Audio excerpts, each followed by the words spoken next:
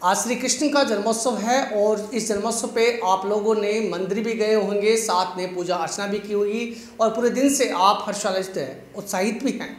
तो चलिए आज हम श्री कृष्ण के यूजर मैनुअल की बात करते हैं कि आध्यात्म ना बने, भगवत गीता के सार को जीवन में अपनाएं ताकि हम जीवन की सार्थकता को सिद्ध कर पाए। उसी को लेकर अब आज के गुरु कर्मेंद्र जोशी जी हमारे साथ में हैं, आज उनके विचार सुनते हैं।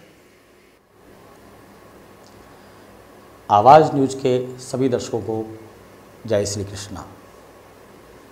आज जन्माष्टमी है और जन्माष्टमी के भगवान कृष्ण के जन्मदिन पर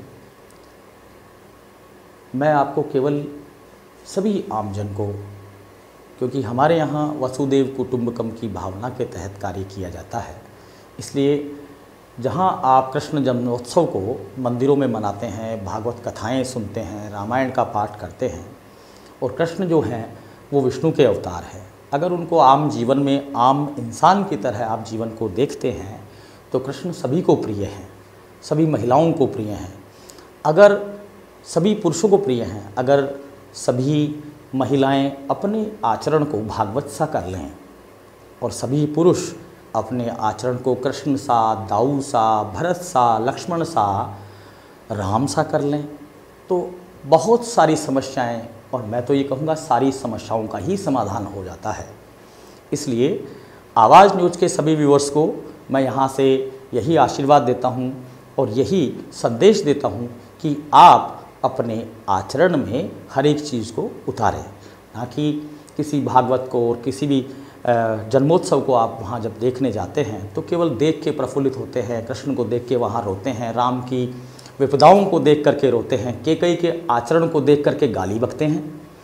इस प्रकार सुमित्रा के आचरण को देख के प्रसन्न होते हैं। तो जहाँ जहाँ जो आचरण, चाहे भागवत हो और चाहे रामायण हो, किसी के द्वारा गलत आचरण किया गया है तो उसका परित्याग करें आम जीवन के अंदर।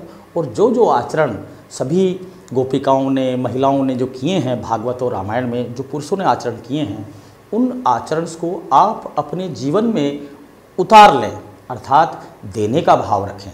आपको रामायण और भागवत में दोनों ही जगह देने का भाव नज़र आता है। जहाँ कृष्ण जब मक्खन खाते हैं तो सभी जो गोपिकाएं हैं वो नाराज़ होती हैं कि चोरी से मक्खन खा लिया है कृष्ण ने। दूसरी ओर वो जब कृष्ण मक्खन नहीं खाते हैं तो देने के आचरण की ओर बढ़ने लगती हैं और कहती हैं कि कृष्ण आज मक्खन खाने ही नहीं आया। तो पूरे देश का भाव कृष्ण और गोपिकाओं सा हो, बलदाऊ और कृष्ण सा हो, राम, लक्ष्मण और भरत सा हो, यही संदेश है हमारा। इसको भागवत और रामायण को आप अपने आचरण में उतारें और देश में सुधार करें और देश की व्यवस्थाओं को सुधारने का प्रयास करें। अगली बार फिर आपसे मुलाकात होगी। जय श्री कृष्ण।